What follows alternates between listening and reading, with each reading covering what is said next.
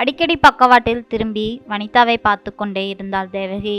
வனிதாவின் முகத்தோற்றம் அவளுக்குள் காலையிலிருந்தே உறுத்தி கொண்டிருந்தது. கலகலப்பானவள், கவிதையாய் பேசுபவள், காவியமாய் சிரிப்பவள், ஓவியமாய் அழகு முகம் காட்டுபவள். மின்மினி பூச்சியை சுற்றி ஒரு ஒளிவட்டம் இருப்பதைப் போல் அவளை சுற்றிய சூழ்நிலையை ஒளியூட்டுபவள் தான் வனிதா. பேராசிரியை பாடம் எடுத்து கொண்டிருக்கும் போது புத்தகத்தில் எதையோ கிறுக்கிக் கொண்டிருந்தாள். அது எழுத்தாகவும் இல்லாமல் ஓவியமாகவும் இல்லாமல் என்னவென்றே தெரியாத அளவுக்கு அவள் போக்கில் கிறுக்கிக் கொண்டிருந்தாள். வனிதாவின் மனக்குழப்பத்தை சொல்வதைப் போலவே இருந்தன அவை. முகத்தில் மண்டிக்கொண்டிருந்த சோகம், எதையோ இழந்த மௌனம், ஏதோ ஒன்று அலைக்கழித்து கொண்டிருப்பதைப் போலிருந்தது அவளது செயல்பாடுகள். கொஞ்ச நாளாகவே வனிதா முருகனை பார்ப்பதும் அவன் இவளை பார்ப்பதும், பாடத்தில் சந்தேகம் என சொல்லிக் கொடுக்கிறேன் பேர்வழி என இருவரும் விரித்து வைத்த புத்தகத்தின் மீது முகம் கவிழ்ந்து கிடப்பதும், யார் யாருக்கெல்லாம் சந்தேகம் சொல்லிக் கொடுக்கின்றன என்பது போல தோன்றும்.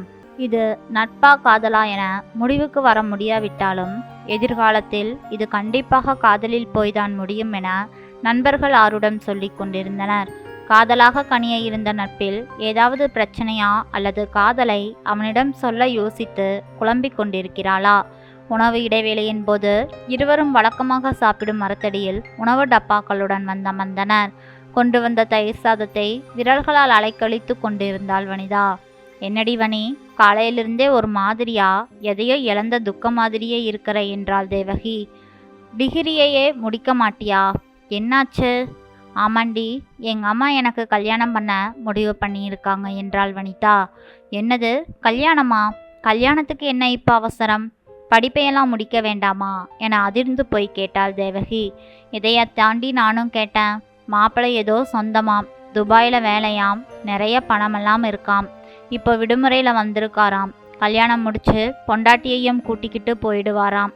அதனால் இவரை விட்டா அப்புறம் நல்ல மாப்பிள்ளை கிடைக்காதுன்னு இப்போ கல்யாணத்துக்கு நிற்கிறாங்க. நான் எவ்வளவோ சொல்லி பார்த்தோம், கேட்குற மாதிரியே தெரியலை. அப்பா இல்லாதவனை இப்படி வளர்த்தேன் அப்படி வளர்த்தேன்னு சொல்லி அழுது காரியத்தை சாதிக்கலாம்னு பார்க்குறாங்க எங்கள் அம்மா என்றாள் வனிதா.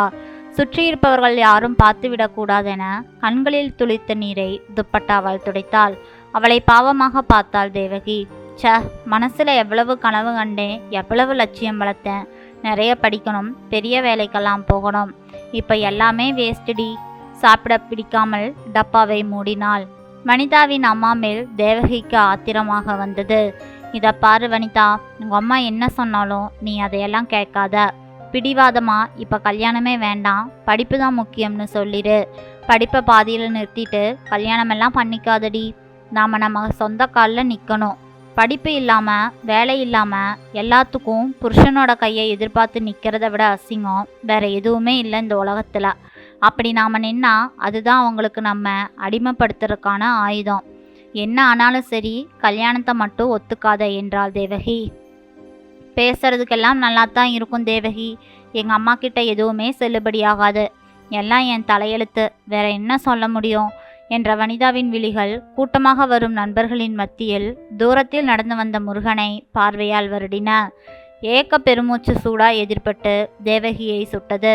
மனதிற்குள் மலைத்துளி விழுந்த துளிராய் துளிர்க்க துவங்கியிருந்த காதல் செடியையும் அவள் கிள்ளி எறிய வேண்டியதை நினைத்து வெளிப்பட்ட அனல் காற்று அது என தேவகிக்கு புரிந்தது. எதையோ பேசிவிட்டு கலைந்து சென்றனர். கல்லூரி விட்டதும் பேருந்து நிறுத்தத்தை நோக்கி நடந்தனர் இருவரும். வனிதாவின் மொபைல் போன் சினுங்கியது. பார்த்ததும் அலட்சியமாய் புறக்கணித்தாள். யாருடி என்றாள் தேவகி. வேற யாரு, அம்மாதான் என்றாள். என்னென்னு ஃபோனை எடுத்து கேளு. எதுக்கு ஃபோன் பண்ணுறாங்கன்னு அப்பத்தானே தெரியும். எதுக்குடி? காலையிலேயே காலேஜ் எல்லாம் போக வேண்டாம்னு சொன்னாங்க. ஏன்னா இன்னைக்கு மாப்பிள்ளை வீட்டில் இருந்து பொண்ணு பார்க்க வராங்க. அதனால நீ இன்னைக்கு காலேஜ் போக வேண்டாம்னு எங்கள் அம்மா சொன்னாங்க. நான் தான் அதை எந்த பேச்சையும் கேட்காம கிளம்பி காலேஜுக்கு வந்துட்டேன். அதனால தான் ஃபோனை பண்ணி சீக்கிரமாக வீட்டுக்கு வர சொல்லி கூப்பிட்றாங்கன்னு நினைக்கிறேன் என்றாள். அம்மா வேம்பரசியின் அழைப்பு விடாமல் வந்து கொண்டே இருந்தது. ஏய், என்னன்னு தான் கேளேன், இத்தனை டைம் கூப்பிட்றாங்கல்ல என கோபப்பட்டாள் தேவகி.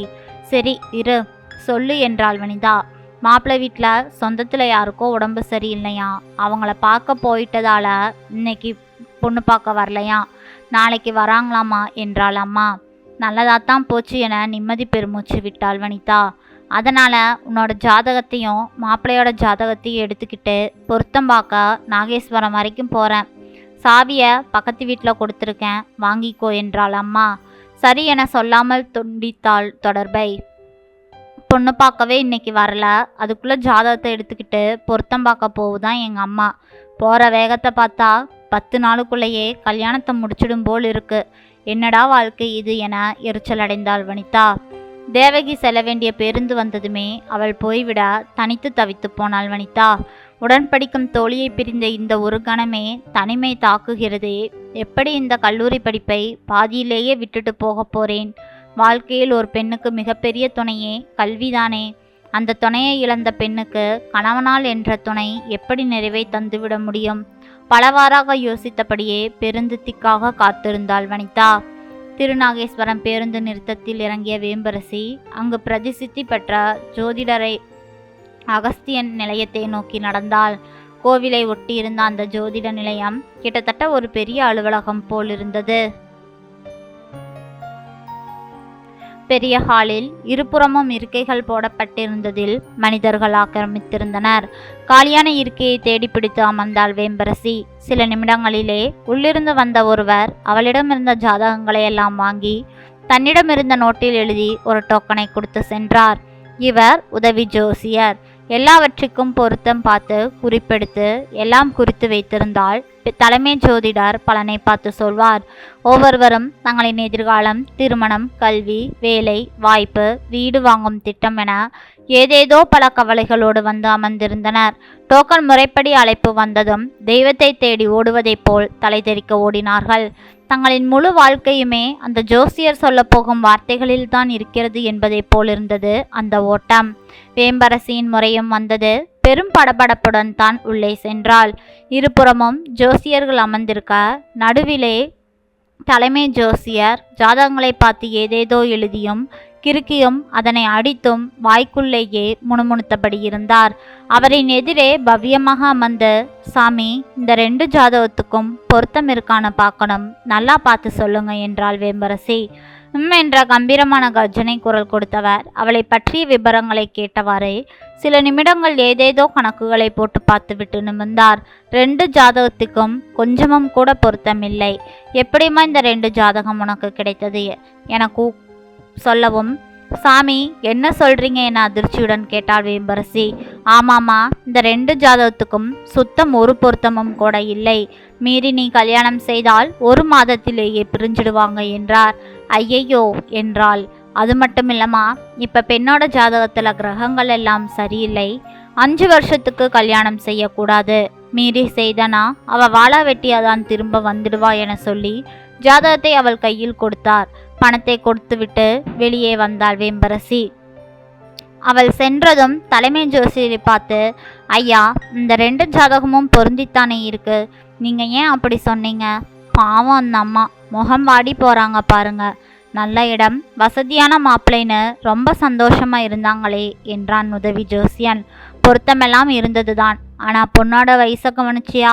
காலேஜில் 2வது வருஷம் படிச்சுக்கிட்டு இருக்குன்னு அந்த அம்மா சொல்லுச்சே. படிக்கிற பெண்ணை பிடிச்சி திருமணம் செஞ்சு அவள் வாழ்க்கையை வீணாக்க பார்க்குது அந்த அம்மா.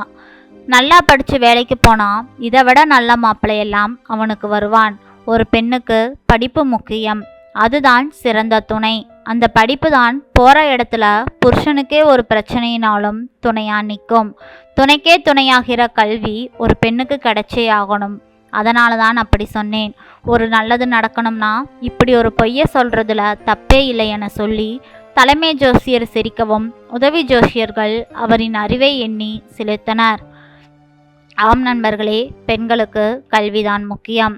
கணவன் சரியில்லாவிட்டாலும் எதிர்காலத்தில் எந்த சிக்கல் வந்தாலும் அவளுக்கு கை கொடுப்பது என்னவோ கல்வி மட்டும்தான். மாறாக எந்த சொந்த பந்தங்களும் கை கொடுக்காது. அவர்களெல்லாம் வாயில் சொல்லிவிட்டு தான் செல்வார்கள். ஆனால் கல்வி அப்படியல்ல. அவளுக்கு துணையாய், பக்க பலமாய், சொந்த காலில் நிற்க எதிர்காலத்தில் உதவக்கூடியது கல்வி மட்டும்தான்.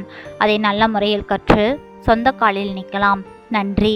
இந்த கதை பிடிச்சிருந்ததுன்னா மறக்காமல் லைக் பண்ணுங்கள். நம்ம சேனலை சப்ஸ்கிரைப் பண்ணி உங்களோட ஆதரவு கொடுங்க. மீண்டும் நாளை வேறொரு கதையில் சந்திக்கலாம். நன்றி நண்பர்களே.